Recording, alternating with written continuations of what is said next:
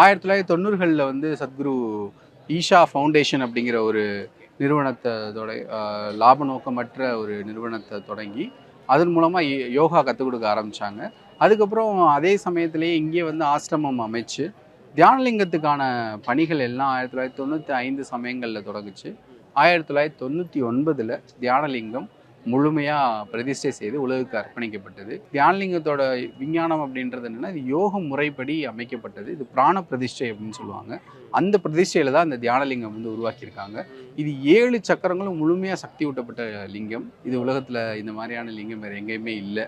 இப்போ வந்து ஏதோ ஒரு நன்மைக்காக ஒரு சில சக்கரங்களை மட்டும்தான் பிரதிஷ்டை செய்கிறது வந்து வழக்கமாக இருக்குது. இது 7 சக்கரங்களுமே யோக முறைப்படி பிரதிஷ்டை செய்யப்பட்ட லிங்கம்.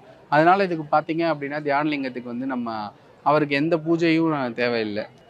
ஒரு நாத அர்ப்பணம் அப்படின்னு சொல்லிட்டு ஒரு ஒரு சும்மா ஒரு இசை அர்ப்பணம் மட்டும் நம்ம வந்து செய்வோம்.